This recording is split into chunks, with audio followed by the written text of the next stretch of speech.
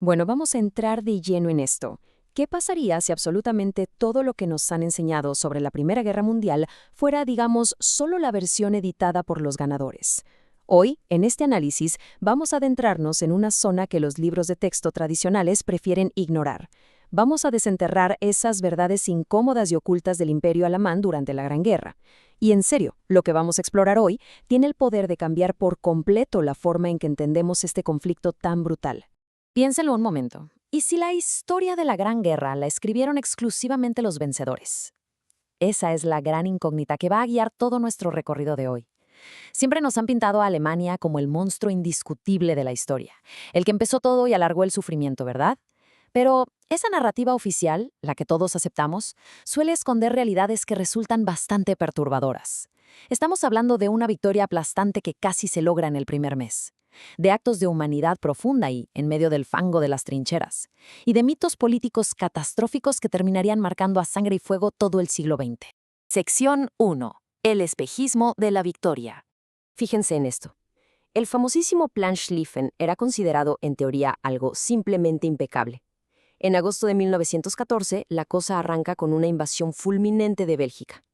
Para la segunda semana el objetivo era rodear por completo a las fuerzas francesas, y la velocidad del avance fue una verdadera locura, o sea, para la cuarta semana, el ejército alemán estaba literalmente a unos escasos 40 kilómetros de París. El plan era derrotar a Francia antes de que Rusia siquiera pudiera pestañear y movilizarse en el este. Parecía no solo posible, sino totalmente inevitable. Pero claro, en el papel todo se ve perfecto, ¿no? El plan dibujaba un cerco magistral sobre Francia, una auténtica obra maestra táctica. Sin embargo, la realidad fue fatal.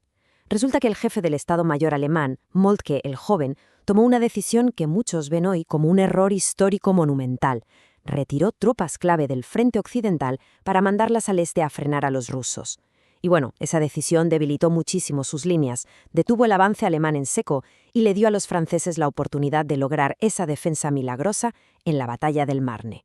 Entonces, aquí es donde nos detenemos a pensar. ¿Fue esto una simple coincidencia militar? ¿Un grandísimo error de cálculo? ¿O hubo algún tipo de sabotaje interno en la cadena de mando? Es un misterio que la historia oficial rara vez se atreve a tocar. Pero bueno, dejando un poco de lado esta macroestrategia de los generales, vamos a bajar al nivel del suelo y veamos los secretos más humanos, esos que quedaron sepultados bajo el lodo. Sección 2. Humanidad en las trincheras. Estamos hablando de la famosa tregua de Navidad de 1914. Y ojo, iniciada en gran parte por los mismísimos soldados alemanes. Imagínense la escena en Nochebuena. La rutina diaria era un infierno total. El olor a pólvora, la amenaza constante de perder un pie por la gangrena de trinchera, ratas gigantes alimentándose en el barro congelado y la muerte acechando a cada segundo. Y de repente, todo eso se detiene. Soldados de ambos bandos salen de sus escondites, se dan la mano con el enemigo, cantan villancicos juntos en la oscuridad, intercambian los poquitos regalos que tenían a la mano, como raciones de tabaco o botones de sus propios uniformes, e incluso arman partidos de fútbol ahí mismo, en la desolada tierra de nadie. Pero, como se imaginarán, este pequeño y fugaz destello de paz desató un pánico absoluto entre los altos mandos, tanto aliados como centrales. La orden que bajó para el año siguiente fue brutal y sin concesiones. Prohibieron de tajo cualquier interacción parecida, amenazando con la ejecución inmediata a cualquiera que intentara fraternizar con el enemigo. Literalmente tuvieron que usar la amenaza de muerte más extrema posible para reprimir esta conexión humana y mantener funcionando la trituradora de carne que era la guerra. Porque piénsenlo, si los soldados de a pie se daban cuenta de que el tipo en la trinchera de enfrente era exactamente igual de humano que ellos, que sufría los mismos miedos y terrores todos los días, ¿cómo diablos iba a sobrevivir la implacable máquina de guerra? Esa humanidad compartida era de hecho la mayor amenaza existencial para el conflicto en sí. Y esta cruda realidad nos lleva de manera bastante oscura al secreto tecnológico más aterrador de toda la guerra. Sección 3. El padre de las. Conozcan al genio químico Fritz Haber, un hombre con un legado doble que, la verdad, pone los pelos de punta. Por un lado, fue el gran salvador. Ganó un premio Nobel por inventar el proceso para crear fertilizantes artificiales, algo que, literal, salvó a millones de personas de morir de hambre en todo el planeta. Pero, al mismo tiempo, se convirtió en el destructor.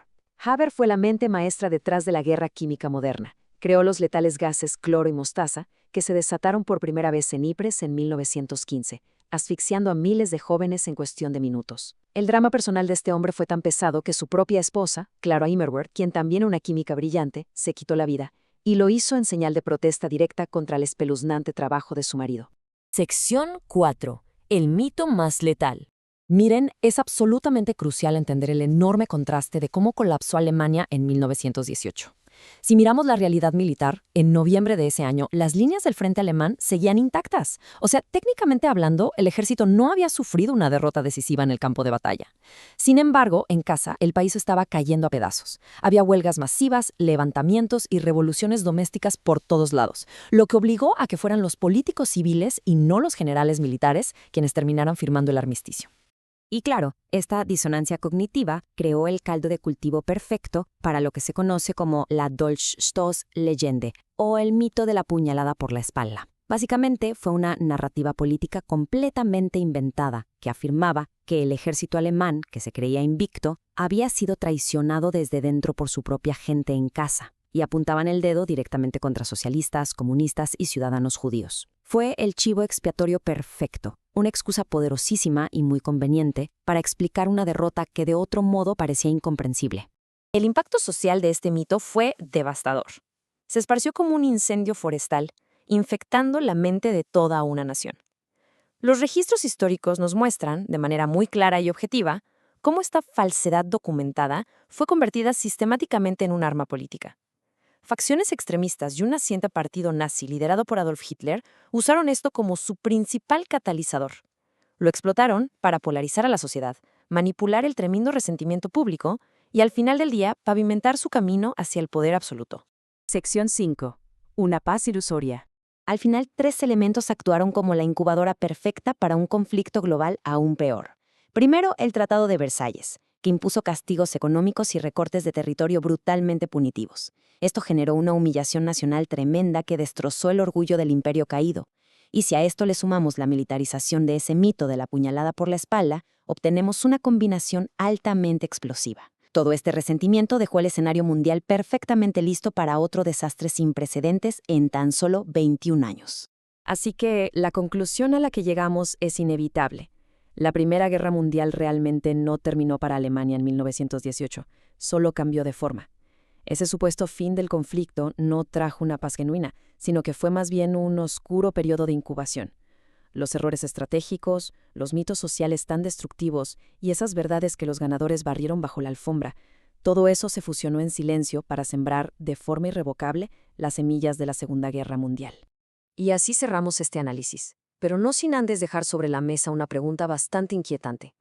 ¿Está la historia prohibida condenada a repetirse si cerramos los ojos ante sus verdades más oscuras? Es fundamental que siempre cuestionemos las narrativas establecidas y examinemos a fondo las consecuencias de lo que quedó silenciado en el pasado.